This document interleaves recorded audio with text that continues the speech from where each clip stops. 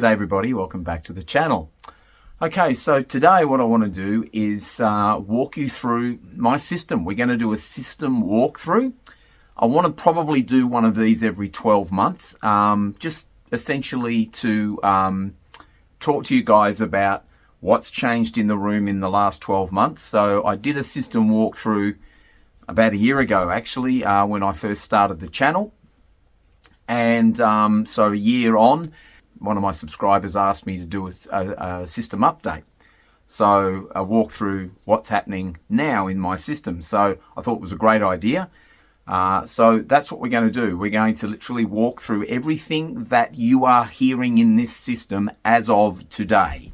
So there are some changes that have obviously happened since I did that first walkthrough. A lot of things added, some things taken out. A lot has happened as far as room acoustics go in here and room setup in here. So we're going to walk through everything that's happening now as opposed to what was going on a year ago. So you'll get a snapshot from now, and then we can, if you wish to link back to the original video, I'll put a link in the description for that video, and you can have a look and see what's changed in the system between then and now. My system now is sounding as resolved as I think I've ever heard any system sound, to be perfectly honest. I really am extremely happy with the realism and the musicality in this room right now. Now, of course, that is a subjective comment because that is my system in my room to my ears. So, of course, you may well have a different opinion. But most people that come into this room and listen to my system, and there's not a lot of people that come into this room, to be perfectly honest. I'm a little guarded about who comes in here, but the people that do come in here generally have their jaw in their lap, which is lovely. Yeah, a lot of people make a reoccurring statement is I've heard that song 100 times and I feel like I've heard it for the first time. So that, I think, is probably a pretty good indication of just what this system can flesh out, what it can produce in the sound stage. All of the minute detail that's there is all laid out before you in the sound stage. And that's how I feel when I listen to music. I get a little bit blasé, I guess, at times, and I shouldn't do that. Because I hear this system every day, but I certainly compare it with anything and everything else that I listen to, and I've come away thinking I can't wait to get back into my own room. Sometimes for varying different reasons, and sometimes I really love the sound of I've got a friend of mine, Travis, who's got a wonderful tube system, full analog system. We listen to records at Travis's place a lot of the time. You may well meet Travis here on the channel at some point in the next 12 months. I'm sure you will.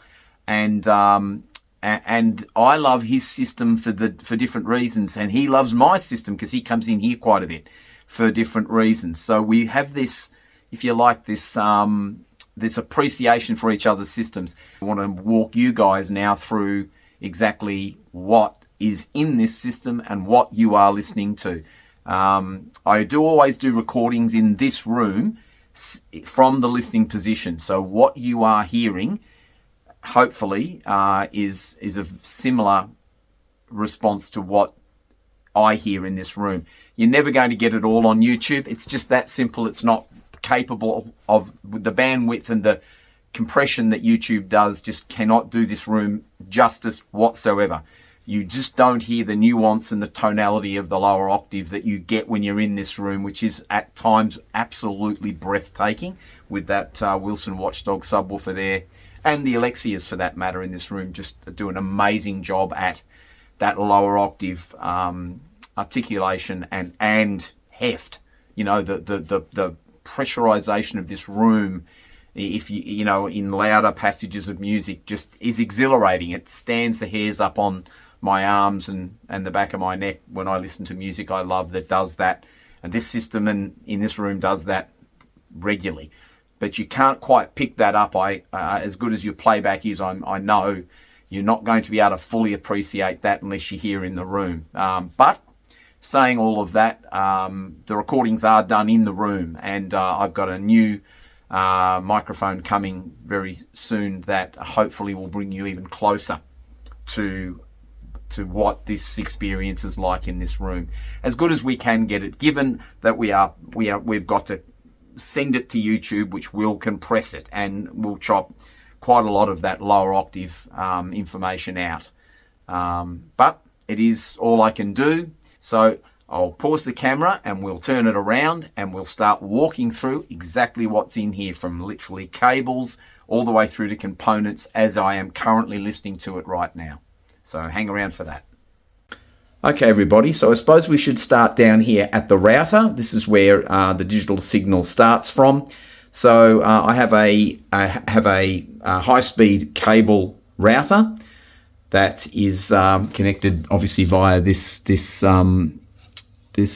cable here. This goes into the back of the router. The router is sitting on 2 stack audio Ulva EQs, and they are CSA 1s. So out of the back of the router here, you will see in the first position, this is the listening room, and out of that comes a cable that runs up to a stack audio smooth LAN. So we go into the smooth LAN here, and we come out of the smooth LAN at the top, and then we head up there via this cable, which is a direct link, this cable here, which is a direct link to the listening room. So we will pause here and we will pick things up in the listening room. Okay, so here we are up in the listening room. Now forgive the fact that it's a bit dark in here, but this is this cable here that you see here. This is connected to the other end of what we just saw coming out of that smooth LAN. That is still the same cable. That cable runs along and it is connected into the second stack audio smooth LAN that is sitting on Ulva EQ CSA 1s. So 2 of those on there. That comes out through an Ethernet cable, a high quality Ethernet cable, which runs along and goes down into the MPT8 from Playback Designs. So the MPT8, which I'll now pan around and show you the front of. The MPT8 is this unit here, and it is a Roon core and server. It has all of the options that Playback Designs can offer in the MPT8. Obviously, it's the CD transport. It really is the heart of the digital system.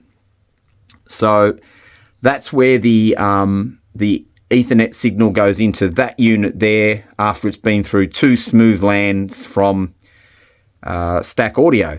So from the back of there, and we can describe this and then I'll show you.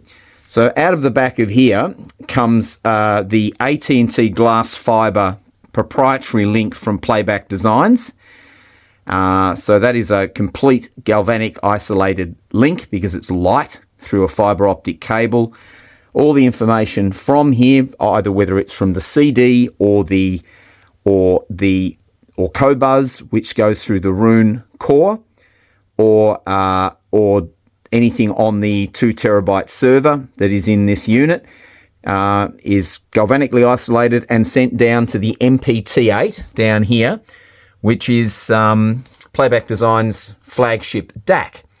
So now if we pan around the back here, hopefully we can get this so you guys can see exactly. So that orange link there, that is in the, or you can, first of all, you can see just, here, this is that Ethernet cable I was explaining. It comes out of the smooth LAN. So it goes straight into the back of the MPT8. And then you see that orange glass fiber link there, that twist lock link.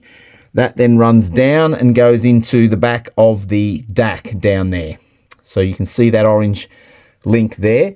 I also have a pure silver earth cable that's connected to the SPDIF input on the MPT-8 as a separate earth. So if we head down to the DAC, you see the two balanced, this is one of them here, and the other one's over the other side there. The two balanced XLR cables that come out of the DAC after the DAC has done its converting from digital to analog. And also what you will see there too, if we show you these cables, there's one here and there's one over the other side. They are in the single-ended outputs for this DAC. Those are the earth straps, and they are connected to the Kojo Crystal E earthing system here. So they are both sitting on, so there's two of those. There's one here and another one over on this side here. They are both sitting on stack audio Ulva EQ CSA 1s. So they are again isolated. So that is purely an earthing system for that I'm using at this particular moment, because that system can be transferred up to the preamp, but at this stage I'm running both of those black cables, as you can see in there, from the DAC up to the Crystal E earthing system. So that is essentially the wiring setup for the digital side of things, converting everything then to analog. Those silver XLR cables there are Robinson Elite naked pure silver XLR cables with very high quality rhodium plated XLR connectors on the end. You can actually see them up here as well. So beautiful, beautiful high quality copper rhodium plated XLR cables. So I use all of those in my system. All the interconnect cables are made here in Australia by a cable maker, Warwick Robinson, and they are pure silver cables in Teflon tubes. So beautiful, beautiful high quality XLR cables. I haven't heard anything better. That's what you're listening to in this system. So you're getting all the detail in the world that you could want, but with none of the harshness. So they are the cables.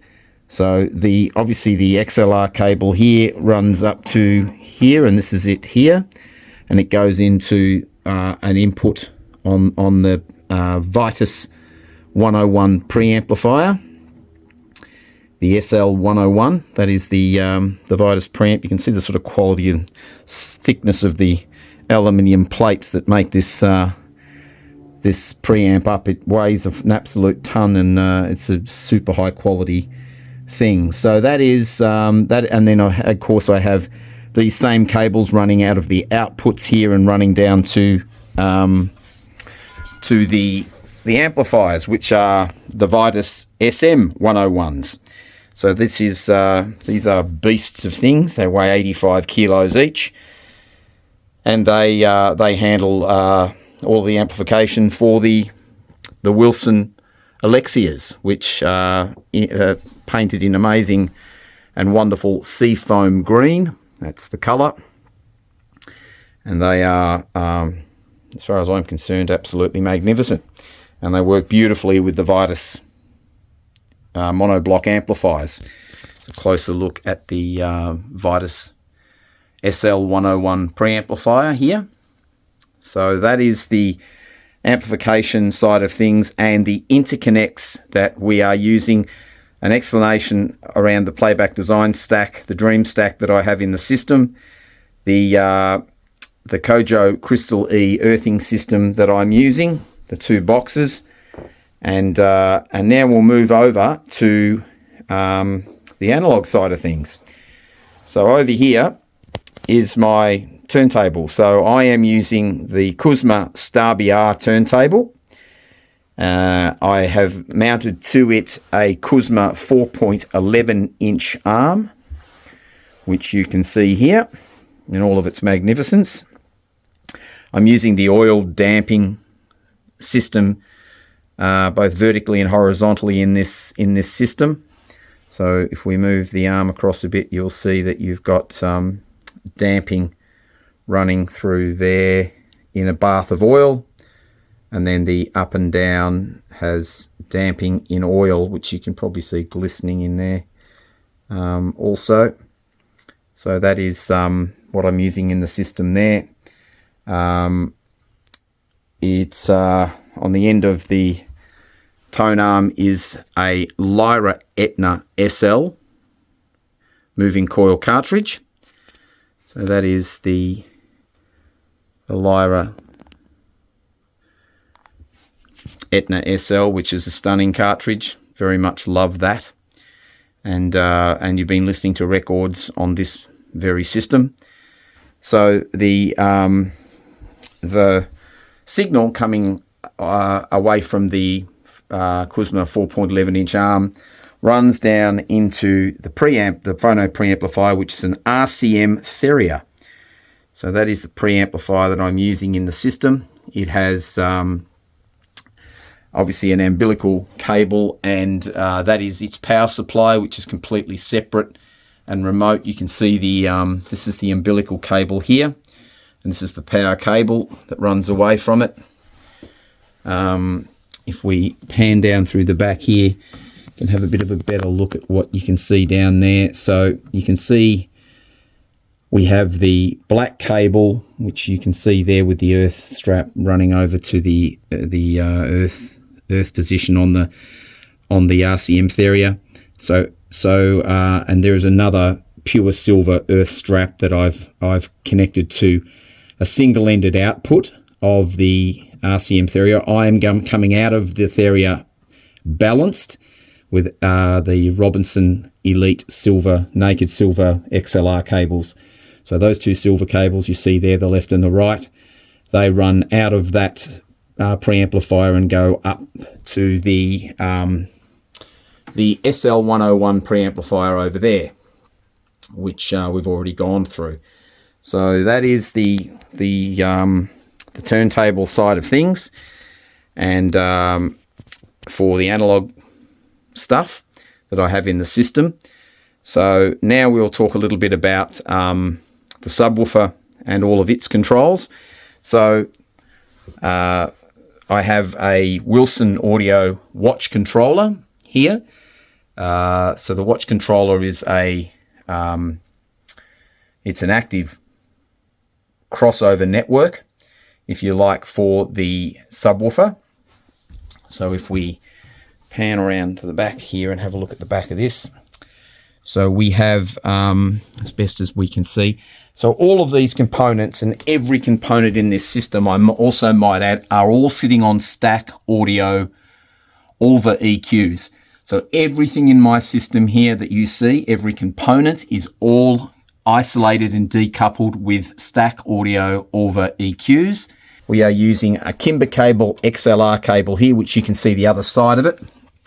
That cable, and that runs down, and let's have a look at that down this side, to an Audio Research Definition Series monoblock amplifier. So this is the DS450M, and from their high definition series, this amplifier is 450 watts for one channel into 8 ohms. So that amplifier, this is the output of the watch controller, which goes down to the input here of that amplifier. You can see the power supply there, and you can see the Kimber cable, the grey and black 8-strand Kimber cable that goes into the speaker terminals of that amplifier.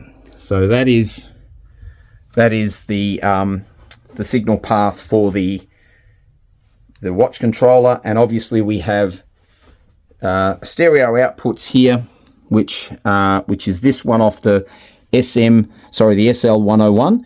So we've got one here, and we have another one over here. So they are the stereo signals, the right and the left. They run along. They are transparent reference cables, and they run into the input of the watch controller. You can see the right there and the left there. Sorry, I can't get you any further around the back of this, but I'm pretty tight for room. So that is the signal path. That speaker cable runs around here. You can see it here on the ground, and it runs around to this bad boy right here. So this is the Wilson Audio Watchdog Series 2 passive subwoofer. So this thing is a brick. It is 116 kilos in weight. This is the white pearl finish, the premium white pearl finish on this subwoofer. An amazingly engineered piece of kit. This is an absolute, it's an absolute rock solid arrangement that is literally extremely hard just to make that woofer move at all. It really, you know, is an amazing piece of kit, and it's a stunning subwoofer. It does things that just blow my mind. It gets down to 16 hertz, and it really is working in areas where you are feeling the bass, not hearing the bass anymore, which is quite amazing. So that is the subwoofer that is in the system. That was not here last year at all. So let's talk a little bit about the power that's happening in this system. The power conditioner that I am currently using is a Plexar 3000. So this machine has the only upgrade available to it, and that is it is installed with 4 double Furatech connectors or receptacles in the back of the unit here. So my power cables, which I have not touched on before, my these ends, this is all metal. These ends, they come from a cable guy in Canada, and that cable company is NRG Custom Cables. So this is their plug, if you like. So they have pure copper connectors, as you can see here. They're very soft. I'm using obviously the US Furatech receptacles here, so hence the US plugs. The cable that is connected to these, it comes from a company here in Australia called Sonic Art. This is their Evolution cable. So this is their, oops, it's having trouble. There we go, that's a bit better. So an Australian cable. It is by a company called Sonic Art, and their Revolution cable is their top spec cable, and it's a military spec silver alloy cable. So that is the they are essentially most of the all of the cables that are in this system are all those NRG pure copper ends, and the mil spec Sonic Art Evolution cable. So that's the power supply that goes to pretty much everything in the system. This is a pure OCC copper power cable that I'm using, again with the NRG plugs on the end of it here. But everything else in the system is the power cables as I described to you. So that's something I haven't spoken about in the past actually, but worthy to mention. Over here, let's have a chat about the speaker cable. I'm currently using an older version of the transparent reference speaker cables, as you can see there.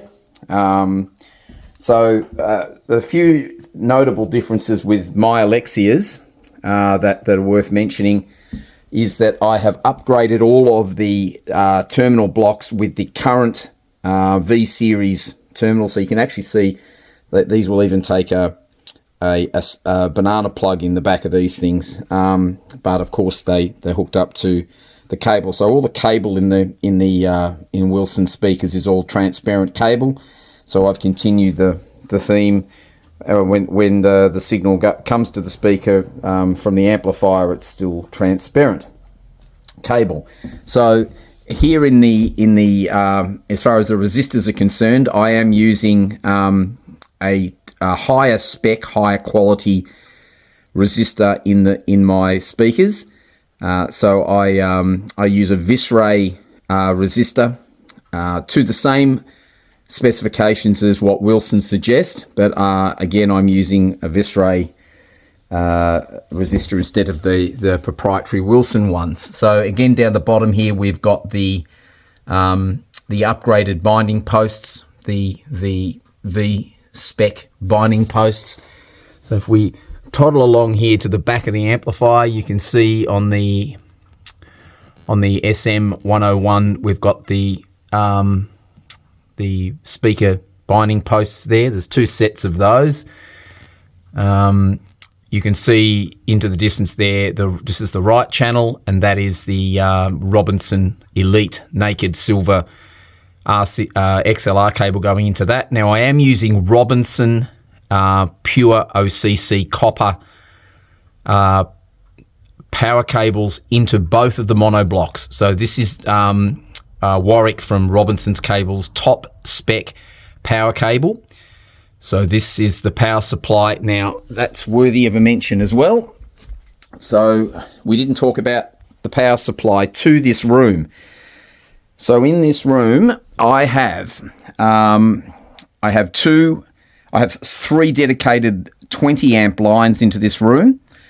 They are on hospital grade receptacles, and both of the amplifiers goes directly into the wall. They do not go through the Plex R3000. They go directly into the wall, and the third dedicated line goes directly to the Plex R3000. So the three dedicated lines are made up that way.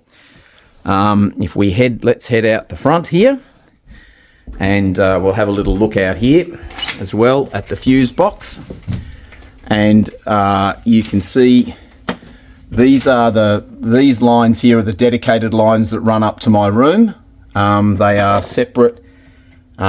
These are these three first three along here are the RCD breakers for that room, and and then we have a fourth one that was put in here for our wall oven. So these three here are the three dedicated lines to the room, and they are the cables up there, as you can see, that run along there and up and eventually go down to the room. I have 420 volts here in the house, so I have three-phase power, which is obviously lovely, and that explains the wiring system and the way the power is supplied and comes to this room. So next we'll talk a little bit about room acoustics, and in that area there's been a lot of work. Over here in the corners you can see diaphragmatic bass traps in the bottom here. So there's one here, one in this area here, another one over here, and of course a fourth one in that corner there. And above that we have some isolation panels which also block the corners of the room out. So again, there's four of those, one sitting on each, and there's air behind those, so a fairly decent gap. And believe it or not, I've put some foam backing in the very top corners up here of the room, and that made a remarkable difference to the amount of bass that was trapped in this room, and how much flatter the response got in the lower octave by doing something as simple as that. So that is in all four corners of the room. I have absorption at the first point of reflection from this channel here, and again on this side I have absorption there. I have a gas wall heater here which I've covered with some more absorption, just because I don't like looking at it, and I don't use the heater for that purpose. So that is why that panel is there. I've got some more diffusion on the wall here, which seemed to work really well. There was a lot of trial and error around where to put that, but they are in exactly the same spots on both sides of the room. There is diffusion all across the front wall here. There is also some diaphragmatic bass traps here, and some really thick, as you can see. I mean, this is like, this is 5 inches thick absorption here, which is also, all of this has an air gap in behind it. There's diffusion on the back wall and diffusion on the panel, which used to be a television, which isn't still a television, obviously, behind all of that. But it gives me a wonderful air gap, which you can probably, I'm not sure if you can see that. Let's see if we can. There's a nice air gap there, which you can see. And that really does a wonderful job for diffusion between the speakers here and here. And as you can also see, there is nothing happening from the mid-range and above. It's all clear space around those areas for obvious reasons, to keep a really nice wide sound stage, and get all that lovely articulation and placement of the sound stage, which this room does remarkably well. So since last year as well, I have created, as you can see here, some hardwood timber platforms for my SM101 monoblock amplifiers to sit on. Those, there's a video talking about the construction of those that you can go back and have a look at. I made them myself. They are a Merbu or Merbau, however you like to say it, hardwood timber. They are spiked, so they run a spike in the bottom of these boards here. 2 spikes in the front and 2 spikes in the back. And the amplifiers are sitting on 6 Stack Audio Alva CSA 3s. So there is six footers on each of those amplifiers. So 12 footers in total, isolating the amplifiers off the ground. And again, all of those things I've spoken about on the channel, and all of those things have made noticeable acoustic improvements in my room. Further to that, speaker isolation is handled by Stack Audio Alva 100s. So these are the top of the range speaker footer from Stack Audio. There is a set of 100s underneath the subwoofer as well, as you can see there. So a set of 4 under there, and obviously 4 for each of the Wilsons. And there are videos that talk about the footers and just what sort of acoustic benefits were realised when these Stack Audio products were introduced into this system. It was quite dramatic, and many of you have since purchased products from Stack Audio.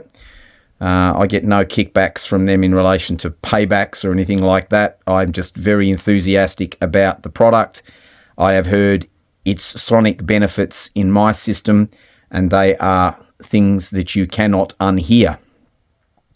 So that pretty much talks to you about everything that's happened in the room in the last 12 months. It goes through my system as you are listening to it right now. It's an amazing system. It blows me away every time I turn it on and listen to it. Every time I hear something new on it, I get goosebumps. It is really something very, very, very, very lucky I am to have. But and I'm also loving sharing it with you guys. Another video that I'll be doing very shortly is some items that I'm going to put up for sale very soon. One of the things you may have seen on top of the, I'll spin the camera around again, that you've seen on top of my preamplifier is my Lumen. Now this is the U1, so it's the streaming transport. It was Lumen's flagship streaming transport. It is connected to the X1 double linear power supply there.